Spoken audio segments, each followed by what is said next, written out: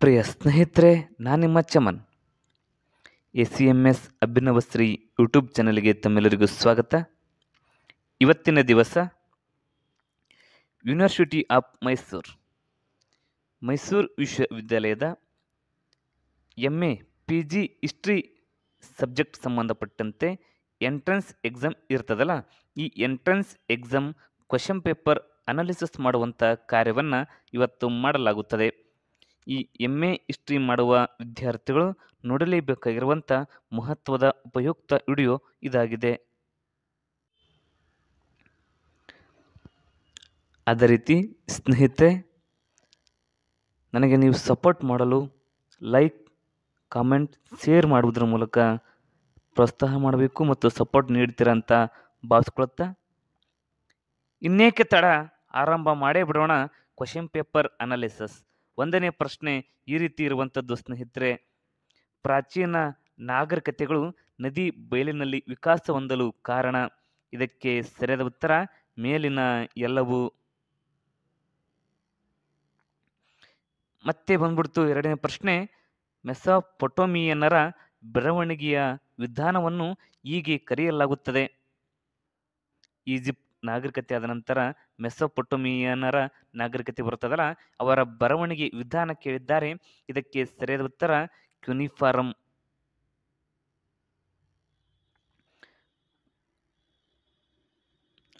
ಅಶೋಕನ ಶಾಸನಗಳ ಭಾಷೆ ಸರಿಯಾದ ಉತ್ತರ ಪ್ರಾಕೃತ, ಗ್ರೀಕ್ ಮತ್ತು ಅರೇಬಿಕ್. ನೆಕ್ಸ್ಟ್ ಕ್ವೆಶನ್: ರುದ್ರದಾಮನ ಶಾಸನ. ಇದಕ್ಕೆ ಸರಿಯಾದ ಉತ್ತರ ಜುನಗಡ ಶಾಸನ.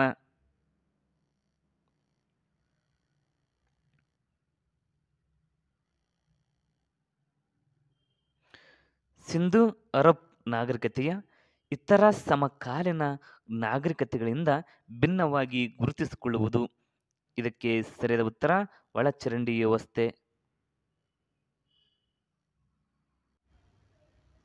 ಹಾಗೆ ನೆಕ್ಸ್ಟ್ ಕ್ವೆಶನ್: ನಳಂದ ವಿಶ್ವವಿದ್ಯಾಲಯವನ್ನು ಸ್ಥಾಪಿಸಿದವರು ಯಾರು? ಇದಕ್ಕೆ ಸರಿಯಾದ ಉತ್ತರ 1ನೇ ಕುಮಾರಗುಪ್ತ. ನೆಕ್ಸ್ಟ್ ಕ್ವೆಶನ್: ಭಾರತದಲ್ಲಿ ಆಳ್ವಿಕೆ ಮಾಡಿದ ಯಾವ ಸಂತತಿಯ ಅರಸರು ಮೊದಲ ಬಾರಿಗೆ ಚಿನ್ನದ ನಾಣ್ಯಗಳನ್ನು ಅಚ್ಚು ಹಾಕಿಸಿದರು? ಈ ಅಚ್ಚು ಹಾಕಿಸಿದವರು ಯಾರಂದ್ರೆ ಮೊದಲಿಗೆ ಬಂದಂಥವರು ಇಂಡೋ ಗ್ರೀಕರು.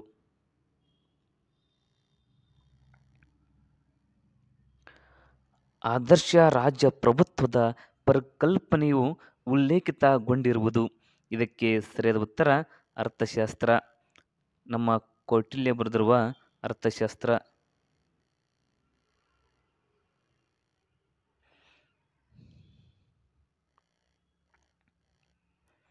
ಒಂಬತ್ತನೇ ಪ್ರಶ್ನೆ: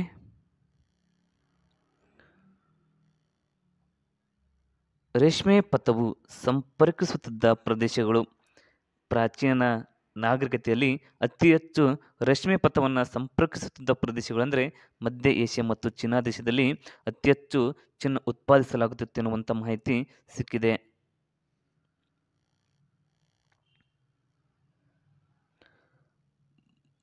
ಬೃಹತ್ಕಟಿಕ ಎಂಬ ಗ್ರಂಥದ ಕರ್ತು ಇದಕ್ಕೆ ಶೂದ್ರಕ. ಸರಿಯಾದ ಉತ್ತರ. 11ನೇ ಪ್ರಶ್ನೆ ಬಂದ್ಬಿಡ್ತು ಸ್ನೇಹಿತರೆ: ಗೌತಮ ಬುದ್ಧನು ತನ್ನ ಮೊದಲ ಉಪದೇಶ ನೀಡಿದ ಸ್ಥಳ. ಏಷ್ಯಾದ ಬೆಳಕು ಎಂದು ಕರೆಸಲ್ಪಡುವಂಥ ಗೌತಮ ಬುದ್ಧನ ಮೊದಲ ಉಪದೇಶ ನೀಡಿದ ಸ್ಥಳ ಸಾರನಾಥ. ಸಾರನಾಥದ ಬಳಿ ಜಿಂಕೆವನ. ಅದೇ ಥರ ನೆಕ್ಸ್ಟ್ ಕ್ವೆಶನ್: ವೈದಿಕ ಯುಗದಲ್ಲಿ ಬಲಿ ಎಂಬ ಪರಿಕಲ್ಪನೆಯು ಸೂಚಿಸುತ್ತಿದ್ದರು. ಇದಕ್ಕೆ ಸರಿಯಾದ ಉತ್ತರ ಸ್ವಇಚ್ಛೆಯಿಂದ ಕೊಡುವ ಕಾಣಿಕೆಯಾಗಿತ್ತು. ಬಲಿ ಅಂದರೆ ನಾವು ಮಾಡುವಂಥ ಪ್ರಾಣಿ ಬಲಿ ಅಲ್ಲ, ಅದು ವೇದಿಕೆ ಕಾಲದಲ್ಲಿ ಸ್ವಇಚ್ಛೆಯಿಂದ ಕೊಡುವಂಥ ಕಾಣಿಕೆಯಾಗಿದೆ. 13ನೇ ಪ್ರಶ್ನೆ: ಭಾರತದಲ್ಲಿ ಗುಲಾಮಗಿರಿ ಇರಲಿಲ್ಲ ಎಂದು ಹೇಳಿದ ವಿದೇಶಿ ಬರಹಗಾರ ಮೆಗಸ್ತನೀಸ್. ಯಾರು? ಮೆಗಸ್ತನೀಸ್. ಇವನು ಬರೆದ ಕೃತಿ ಯಾವುದು? ಇಂಡಿಕಾ.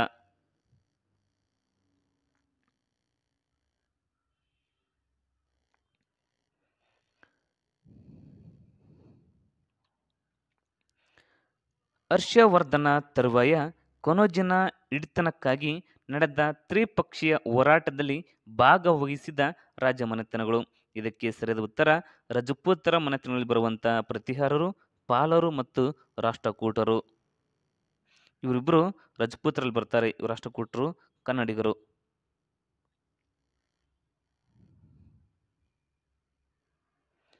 ಗುಪ್ತರ ಕಾಲದಲ್ಲಿ ಕೌರಿಸ್ ಕಪ್ಪೆ ಚಿಪ್ಪುಗಳನ್ನು ಬಳಕೆ ಮಾಡುತ್ತಿದ್ದವರು.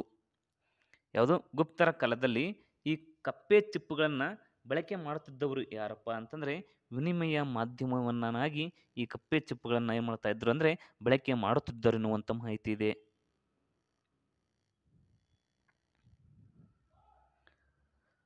ಬೌದ್ಧ ಧರ್ಮಕ್ಕೆ ಸಂಬಂಧಪಟ್ಟಂಥ ಪ್ರಶ್ನೆ ಇದಾಗಿದೆ. ವೈಶಾಲಿಯಲ್ಲಿ ನಡೆದ 2ನೇ ಬೌದ್ಧ ಮಹಾಸಮ್ಮೇಳನದ ಸಂದರ್ಭದಲ್ಲಿ ಮಗಧ್ ದೊರೆ ಯಾರಾಗಿದ್ದರು? ಇದಕ್ಕೆ ಸರಿಯಾದ ಉತ್ತರ ಕಾಲ ಅಶೋಕ.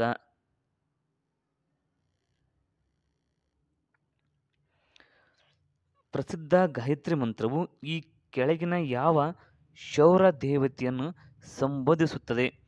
ಶೌರ್ಯ ದೇವತೆಯನ್ನು ಸಂಬೋಧಿಸುತ್ತದೆ ಅಂತದೆ. ಇದಕ್ಕೆ ಸರಿಯಾದ ಉತ್ತರ ಸಾವಿತ್ರಿ. ಸಂಸ್ಕೃತದ ಪ್ರಾಚೀನ ನಾಟಕ ಪ್ರಕಾರವಾದ ಸಾರಿಪತ್ರ ಪ್ರಕರಣವನ್ನು ಬರೆದವರು. ಇದಕ್ಕೆ ಸರಿಯಾದ ಉತ್ತರ ಅಶ್ವಘೋಷ.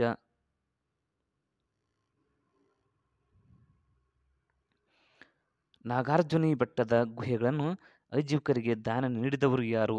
ಇದಕ್ಕೆ ಸರಿಯಾದ ಉತ್ತರ ದಶರಥ.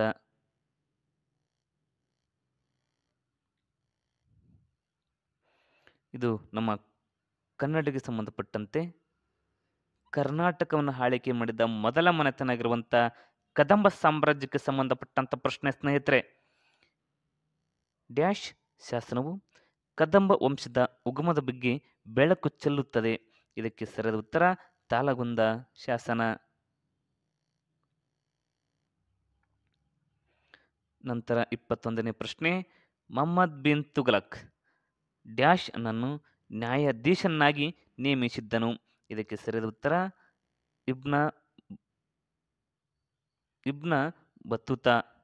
ಇಬ್ನ ಬತೂತಾ ಎಂಬ ಒಬ್ಬ ವ್ಯಕ್ತಿಯನ್ನ ನ್ಯಾಯಾಧೀಶನಾಗಿ ನೇಮಕ ಮಾಡಿದ್ದವರು ಯಾರು ಅಂದರೆ ಮೊಹಮ್ಮದ್ ಬಿನ್ ತುಘಲಕ್. ಇವರು ದೆಹಲಿ ಸುಲ್ತಾನರ 3ನೇ ಮನೆತನಗಿರುವಂಥ ತುಘಲಕ್ ಸಂತತಿಯಲ್ಲಿ ಬರುವಂಥ ಪ್ರಮುಖ ದೊರೆ.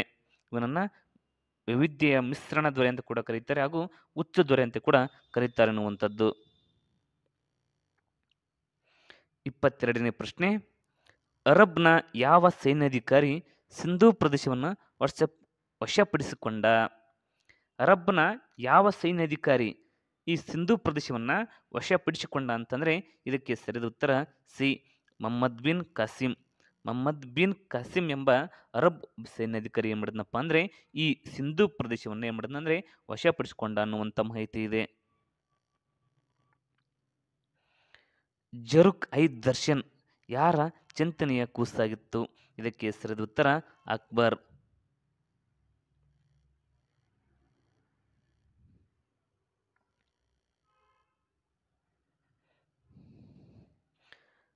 ದಕ್ಕನ್ ಪ್ರದೇಶಕ್ಕೆ ದಕ್ಕನಿ ಉರ್ದು ಹರಿದು ಬಂದ ನಂತರ ಯಾರು ಆ ಭಾಷೆಯಲ್ಲಿ ಪುಸ್ತಕ ಬರೆದ ಮೊದಲ ಪಂಡಿತ? ಇದಕ್ಕೆ ಸರಿಯಾದ ಉತ್ತರ ಖಾಜ್ವಾ ಬಂದೆ ನವಾಜ್ ಅವರು ಸರಿಯಾದ ಉತ್ತರ. ಹಾಗೆ 25ನೇ ಪ್ರಶ್ನೆ. ದೆಹಲಿಯನ್ನು ತನ್ನ ಸಾಮ್ರಾಜ್ಯದ ರಾಜಧಾನಿ ಎಂದು ಹಾಗೂ ಕ್ರಮಬದ್ಧವಾದ ನಾಣ್ಯ ಚಲಾವಣೆಯನ್ನು ಮೊದಲ ಬಾರಿಗೆ ಜಾರಿಗೆ ತಂದ ದೆಹಲಿ ಸುಲ್ತಾನ ಯಾರು? ಇದಕ್ಕೆ ಉತ್ತರ ಸಿ ಇಲ್ತಮಿಶ್.